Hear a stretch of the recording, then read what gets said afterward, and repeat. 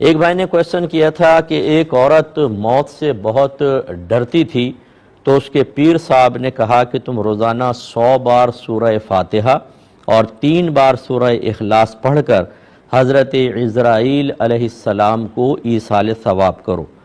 چنانچہ جب وہ روح قبض کرنے آئیں گے تو دیکھیں گے کہ یہ تو ایصال ثواب کرنے والی عورت ہے، اللہ کی بارگاہ میں سفارش کریں گے کہ اللہ تعالیٰ مجھے اجازت دے کہ میں اس عورت کو موت میں آسانی دے دوں۔ یہ کہتے ہیں عورت نے اس کو پڑھنا شروع کیا تو خواب میں حضرت عزرائیل علیہ السلام نظر آنے لگے، اور اب انہوں نے پوچھا ہے کہ کیا فرشتوں کو ایصال ثواب کر سکتے ہیں، اور کیا فرشتے ہماری سفارش کر سکتے ہیں؟ دیکھیں، یہ پیر صاحب نے بیجا معاملہ کیا۔ ہو سکتا ہے کہ پیر صاحب کوئی صاحب حکمت ہوں، یہ بھی ہو سکتا ہے کہ انہوں نے دیکھا کہ عورت نفسیاتی طور پہ بہت زیادہ پریشر میں ہے، تو ان کے پریشر کو ختم کرنے کے لیے اس طرح کی تعلیم کی۔ لیکن اگر انہوں نے واقعی یہ سمجھا ہے کہ قرآن و حدیث میں کسی طرح ایسی باتیں آئی ہیں، تو ایسی باتیں موجود نہیں ہیں۔ فرشتوں کو ایصال ثواب کی کوئی حاجت نہیں ہے، کیونکہ وہ شرعی احکام کے مکلف ہی نہیں ہوتے۔ لیکن اگر آپ ایصال ثواب کریں گے تو امید ہے کہ ان کے درجات بلند ہوں گے، اللہ تبارک و تعالیٰ ان کو مزید درجات عطا فرمائے گا۔ لیکن یہ کہنا کہ جی اسرائیل علیہ السلام کو ایصال ثواب کریں گے تو وہ آ کر اللہ کی بارگاہ میں سفارش کریں گے، یہ کہاں لکھا ہوا ہے؟ یہ ایک تصوراتی چیزیں کیوں پیدا کرتے ہیں ہم، کہ اس طرح کی چیزیں پیدا کرنے کے بعد اور پھر لوگوں کی توجہ اصل مذہب سے ہٹ کر ان تصوراتی چیزوں کی طرف چلے جائے۔ یہ ایک چیز اگر پیدا کریں گے، دوسرا دوسری پھلجڑی پیدا کرتا ہے، تیسرا تیسری کرتا ہے، اور اس طرح تصوراتی عقائد اور اعتقادات جنم لیتے ہیں، اور اس سے خرابی پیدا ہوتی ہے۔ لہٰذا وہ عورت بالکل نہ ڈرے۔ ڈرنے کا مطلب کیا ہے؟ موت سے کیا؟ موت تو آنی ہے۔ اگر برے اعمال ہیں تو توبہ کریں، نیک عمل کریں۔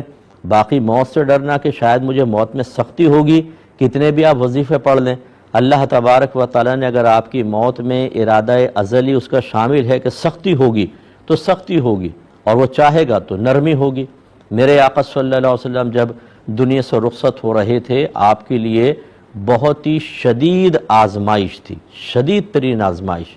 ایسے ہی موسیٰ علیہ السلام کے لیے شدید آزمائش تھی۔ یہ کوئی بری چیز نہیں ہوتی، بوقت موت سخت معاملات ہونا یہ کوئی بری چیز نہیں ہے، بلکہ اللہ تبارک و تعالیٰ کی طرف سے ایسی آزمائشیں تو اللہ کے نیک بندوں پر بھی آتی رہی ہیں، یہ کوئی بری چیز نہیں ہوتی۔ ہاں، یہ بھی حدیث میں موجود ہے کہ سرکار فرماتے ہیں کہ بعض اوقات ملک الموت ایک مومن کی روح ایسے نکالتے ہیں جیسے آٹے میں سے بال نکال لیتے ہیں، یہ بھی ثابت ہے۔ اس کا مطلب دونوں چیزیں ہیں۔ تو جو نیک آدمی ہوتا ہے بعض اوقات اس کو موت میں سختی کیوں دی جاتی ہے، اس کی کئی لاجکس بیان ہوئی، جن میں سے ایک یہ ہے کہ بعض اوقات اس کے اپنے اعمال ایسے نہیں ہوتے کہ اللہ تبارک و تعالیٰ نے جنت میں جو اس کا درجہ مقرر کیا یہ ان کے ذریعے وہاں تک پہنچ سکے، تو پھر اللہ تعالیٰ اس کو موت میں سختی دیتا ہے اور صبر کی توفیق دیتا ہے، اور اس کی برکت سے اس کے درجات بلند کر کے اس مقام تک پہنچا دیتا ہے۔ اگرچہ اللہ تعالیٰ موت میں سختی دینے کا محتاج نہیں تھا، ویسے بھی پہنچا دیتا، لیکن یہ بھی اس کا ایک طریقہ کار ہے، اور اللہ تبارک و تعالیٰ کی عادت پر، اس کے طریقے پر، اس کے ارادوں پر، اس کے فیصلوں پر کوئی اعتراض نہیں کر سکتا۔ لہٰذا بہرحال اس طرح کی ایک فرضی سی کہانی بنا کر اور فرضی معاملات بنا کر لوگوں کے لیے آزمائش کھڑا کرنا، یا مطلب ان کو ایک بیجا غیر شرعی اطمینان میں مبتلا کرنا، یہ ٹھیک نہیں ہوتا، پھر اسی سے اور خرابیاں پیدا ہوتی رہتی ہیں۔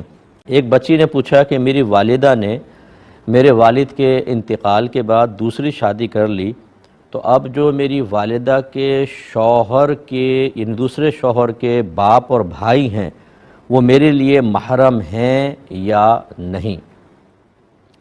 تو بیٹا بالکل آپ کے لیے محرم ہیں۔ یہ ہو سکتا ہے کہ بیٹا ایک عورت سے نکاح کرے اور باپ جو ہے اس لڑکے کا باپ اس عورت کی بیٹی سے نکاح کر لے، جسٹ اپوزٹ بھی ہو سکتا ہے، کیونکہ جب لڑکا لڑکی کے ماں باپ بالکل الگ الگ ہوں تو ان کا نکاح ہو سکتا ہے۔ اگر فرض کر لیں ایسا ہوتا کہ دونوں کا باپ ایک ہوتا یا ماں ایک ہوتی کسی بھی جہت سے تو پھر تو نہیں ہوتا، لیکن آپ غور کریں کہ آپ کے والد والدہ بالکل علیحدہ اور آپ کی والدہ کے شوہر کے والد ان کے ماں باپ بالکل علیحدہ، تو آپ کا نکاح بالکل ان کے ساتھ ہو سکتا ہے۔ اسی طرح ان کے بھائی کا معاملہ ہے، اور جس سے نکاح ہو سکتا ہے وہ نامحرم ہوتا ہے، اس لیے آپ کو ان سے پردہ وغیرہ کرنا واجب ہوگا۔